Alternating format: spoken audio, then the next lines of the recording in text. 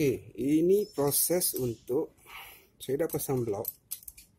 So, ni proses untuk tengok top. Oh, tak boleh. Oh, dia kacau piston.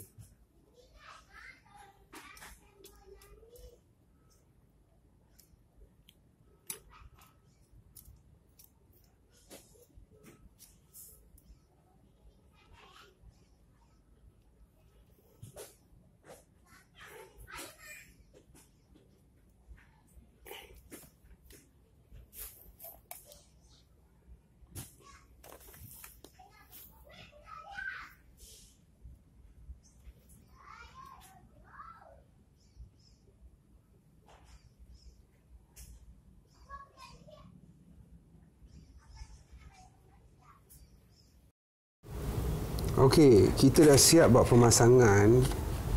Tapi kita tersangkut dekat sini.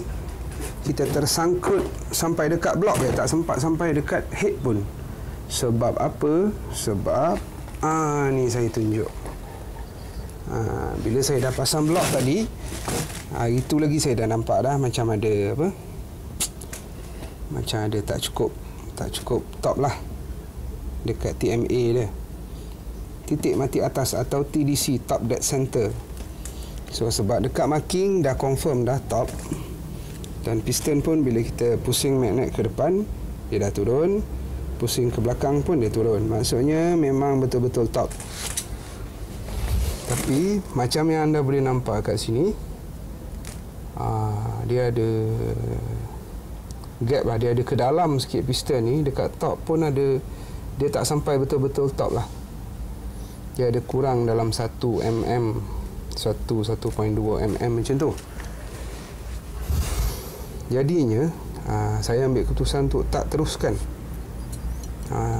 tak teruskan pemasangan, sebab saya tak selesa dengan apa yang saya tengok. Sebab saya nak kena settlekan ni dulu, baru boleh pasang. Alhamdulillah yang lain semua dah siap pasang. Seperti yang anda boleh tengok, semua dah pasang. Tu dipstick tu nampak buruk kan. Dipstick tu kita belum beli lagi. Itu satu-satu benda yang saya lupa lah. Dua benda yang saya lupa. Dipstick satu, bearing clutch nombor 6000 satu. Tak apa, itu kita beli kemudian. Sebab kita pun ada masa lagi. Saya rasa blok ni mungkin nak kena hantar lay 1 mm, 1.5, 1.3 ke berapa. So by that time insyaAllah, mana yang saya tak terlupa nak beli apa semua tu akan settle lah. So jumpa saya di video akan datang. Terima kasih kerana menonton. Terima kasih kerana support channel saya.